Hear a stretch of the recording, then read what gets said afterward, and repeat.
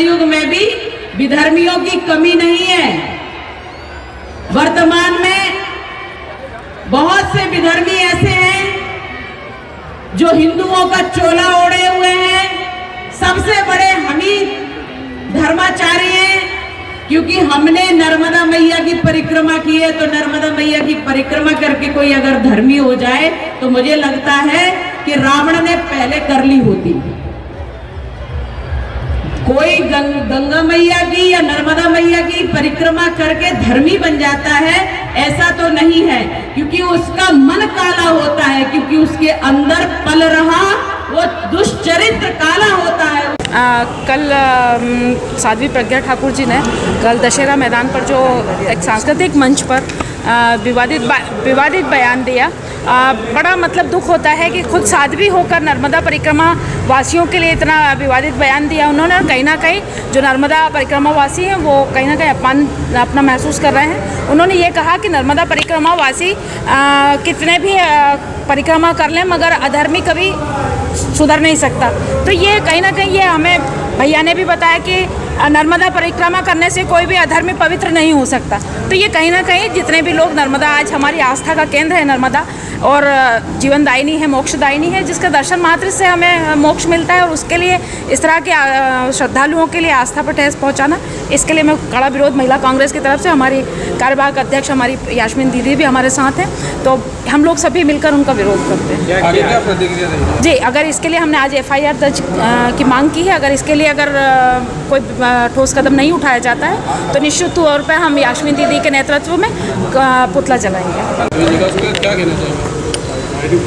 प्रज्ञा ठाकुर जी जो एक अपने आप में बहुत बड़ी साध्वी मानी जाती है, और एक साध्वी होने के नाते हमारी नर्मदा मैया कि जो उन्होंने बयान दिया है कि नर्मदा पे जो परिक्रमा करते हैं उनके पाप नहीं धुल सकते हैं, तो उन्होंने सरासर हमारी नर्मदा मैया जो देश विदेश और सारे लोग जो उनके दर्शन से ही एक सुख लाभ प्राप्त होता है, और उन्होंने हमारी नर्मदा की जो मजाक उड़ाई है और नर्मदा को मानने वाले की जो मजाक उड़ाई है, एक निंदनीय है।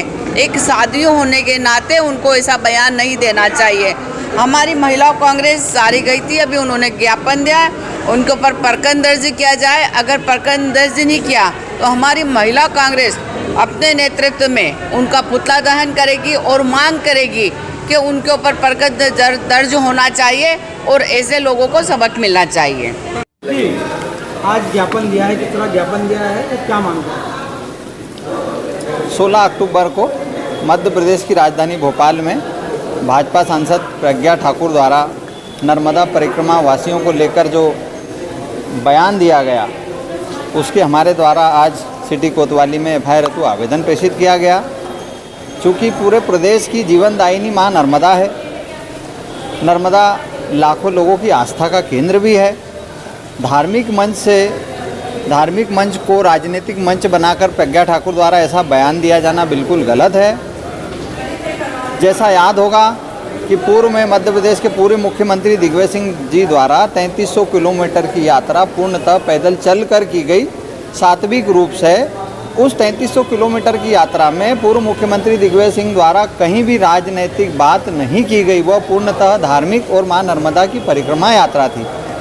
सांसद प्रज्ञा ठाकुर खुद मालेगांव ब्लास्ट कांड की मुख्य आरोपी रही है, और उनको किसी के ऊपर ऐसा आरोप लगाना, मैं उस आरोप की निंदा करता हूं।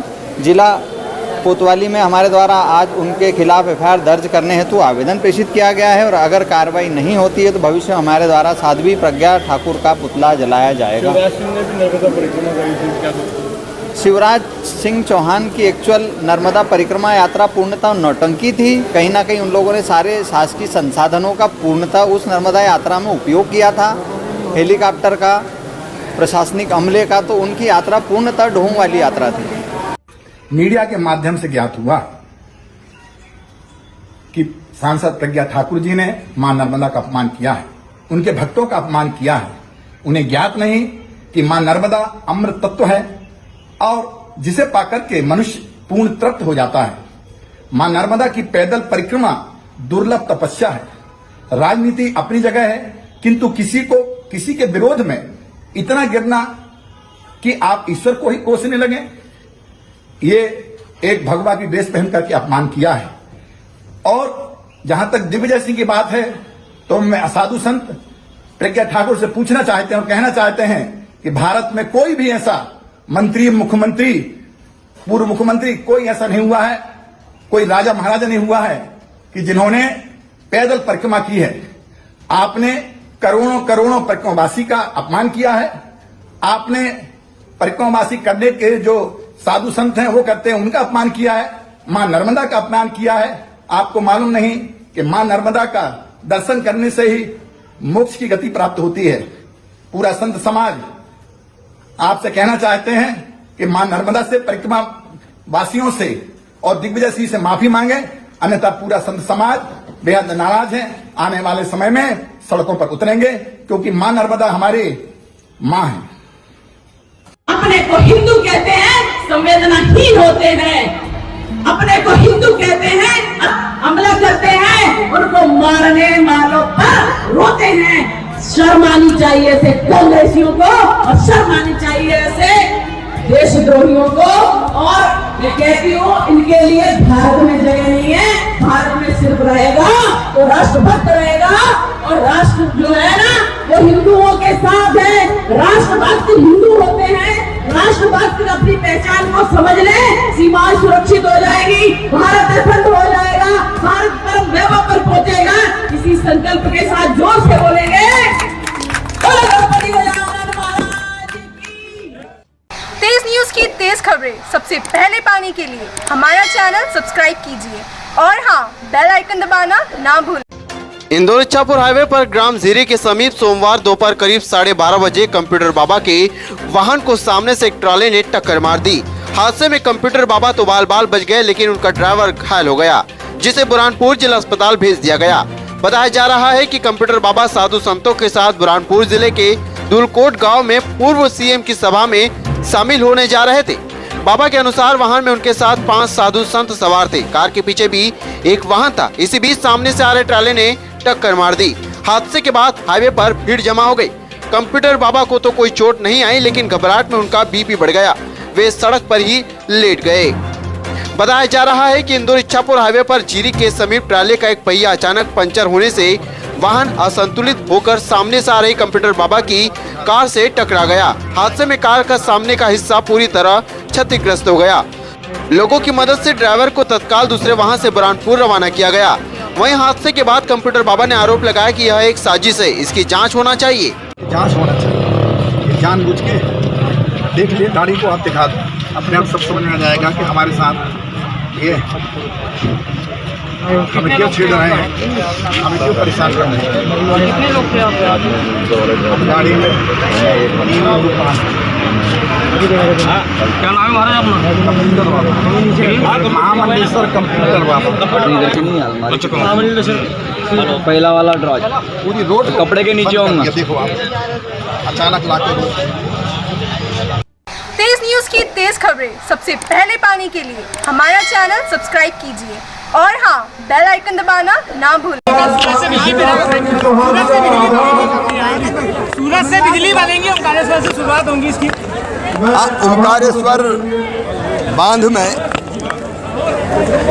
फ्लोटिंग सोलर पैनल बिछा के इसके 2 फायदे होंगे। एक तो पानी भाप बन के ज़्यादा नहीं उड़ेगा, और दूसरे सूरज की किरणों से बिजली बनाएंगे तो वो पावर प्लांट ओंकारेश्वर में बनेगा। ये चुनावी घोषणा नहीं है, हम लोग पहले तय कर चुके हैं। और खंडवा में अभी कोयले की बिजली का हफ्ता, अब ये पानी की बिजली के, कोयले और पानी की बिजली के साथ साथ सूरज से बिजली बनाने का भी हब बनेगा। कोयले के संकट से कैसे कोई संकट नहीं, निपट रहे हैं उससे, निपट गए। हमलावर हो रहे हैं। अब कमलनाथ जी के पास कुछ नहीं है तो हमला ही करेंगे। हम विकास कर रहे हैं, वो हमला कर रहे हैं। अरुण यादव को लेकर आपने कहा कि सांसद नहीं बनने दिया। अरुण यादव को लेकर कमलनाथ जी को शर्म आनी चाहिए, और कुछ मिलते ही नहीं कमलनाथ जी को अनर्गल आरोपों के अलावा। जो व्यक्ति है वो पकड़े गए। सिंगरौली में भी उनके घर छापा मारा गया है। जो तथ्य वो सामने, गड़बड़ करने वाले छोड़े नहीं जाएंगे किसी भी कीमत पे। लेकिन कमलनाथ जी को तो जनता से लेना देना नहीं, विकास से लेना देना नहीं, कहीं कोई ऐसी चीज निकल आए कि मैं बदनाम कर सकूं। इसके अलावा कुछ दिखता ही नहीं है कमलनाथ जी को। पहले कांग्रेस की हालत तो देखें, कांग्रेस की हालत तो वहाँ खराब कर रहे हैं श्री राहुल गांधी जी, और यहाँ कमलनाथ जी के अलावा कुछ बचे ही नहीं। बाकी कहाँ गए बता, एक एक करके सबको निपटा रहे हैं और हम पे आरोप लगा रहे हैं। तेज न्यूज की तेज खबरें सबसे पहले पाने के लिए हमारा चैनल सब्सक्राइब कीजिए और हाँ, बेल आइकन दबाना ना भूलें।